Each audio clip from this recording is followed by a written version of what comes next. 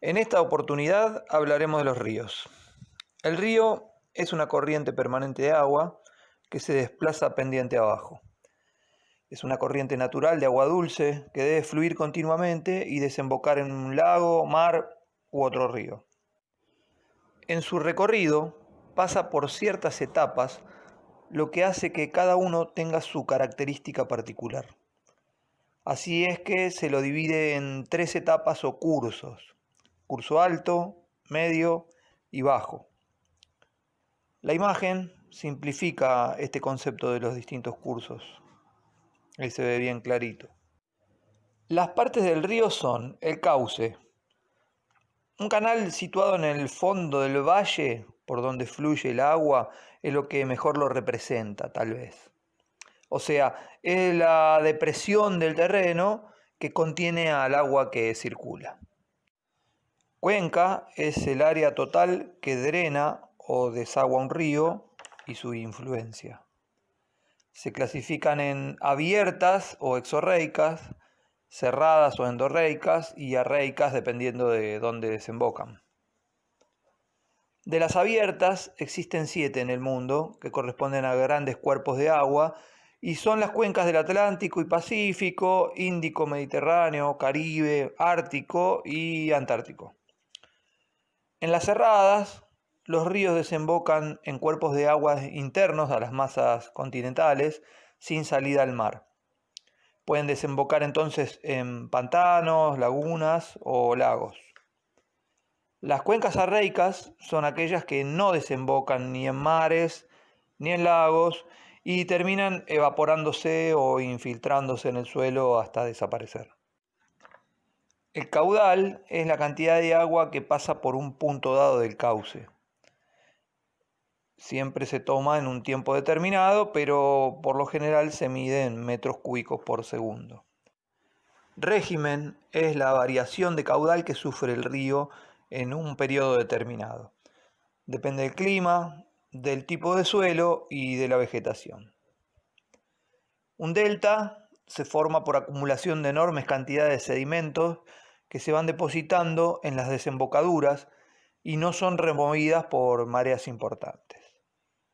Estuario es la desembocadura de un río en forma de V que ha sido ensanchada por la acción de las mareas. Acá hay una hermosa imagen satelital del Río de la Plata como un excelente exponente. Afluente es el arroyo torrente o río que desemboca en otro de mayor curso y caudal. Confluencia es el lugar de la superficie terrestre donde se unen 2 corrientes de agua. Después de todas estas menciones, podrán ver que con tan solo el simple hecho de mencionar las características, entendemos la infinidad de particularidades existentes que hacen que en el territorio nacional nos sea imposible abarcarlas, por lo que nos enfocamos en los grandes temas para que podamos analizar cada caso en singular. No hay posibilidad de conjugar las diferentes circunstancias para crecientes y bajantes, por ejemplo, ya que deben observarse en forma puntual. Un mismo río puede tener tramos tranquilos y otros muy movidos. Los factores de peligro, por todo ello, no se limitan tan solo al ahogamiento, por lo que el trabajo del guardavidas implica un estudio exhaustivo del sitio donde se va a desenvolver. Las corrientes y remolinos son otro de los ejemplos que muestran su aparición y comportamiento ajustándose a las partes de ese río. Caudal, fondo, tipo de sedimentos, desniveles, fauna, contaminación, harán un todo para analizar, para ser más eficientes en el accionar de ese lugar. Tomamos en este momento el Río de la Plata y algunos de sus puntos balnearios, ya que su importancia no pasa solo por ser el río más ancho del mundo, sino por saber que sus playas son muy concurridas y cuentan además con servicio de guardavidas. Sobre esta foto es fácil entender cómo hay personas que según el día creen estar frente al mar. Vemos las costas de Uruguay y Argentina, así como el delta del Tigre, la bahía de San Borondón y el extremo norte de las playas de la costa atlántica. Accidentes geográficos bien notorios, como los de Punta Rasa y Punta Piedras, y la sucesión de algunas de las playas ribereñas donde podemos encontrar servicio de guardavidas. Lo que se suscita en estas playas son acontecimientos que concluyen en actividades por parte de los guardavidas pensadas en varias cosas, por ejemplo, la afluencia de público, las características de las crecientes y las bajantes. Estas del Río de la Plata están vinculadas directamente al mar, ya que es un condicionante primordial, y también las costumbres de uso que tiene la gente que asiste.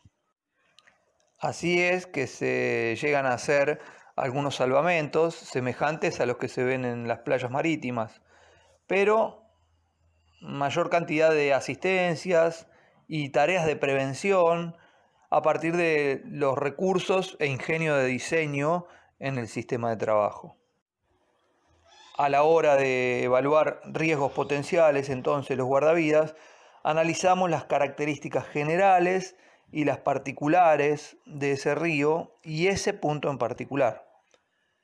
Adaptar los sistemas de trabajo no es sencillo y deben estar abiertos a modificaciones permanentes. Tenemos que ser flexibles en ese sentido. Entendemos así que no hay recetas, pero ya se han establecido muchos métodos eficientes en los distintos lugares. Vamos a tratar de abarcar algunos.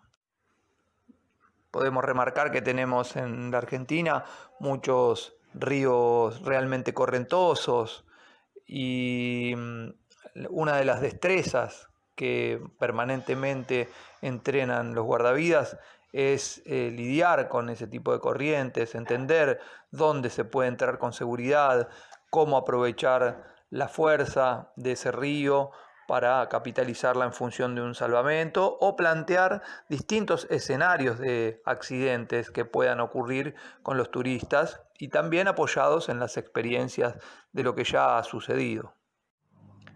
Es notorio que no se puede luchar contra estas corrientes y es por ello también que todos los sistemas se aprovechan en función de capitalizar el movimiento de las aguas y orientarnos en realizar entrenamientos para futuros salvamentos, aprovechando también la tecnología y utilizando toda la protección adecuada al caso.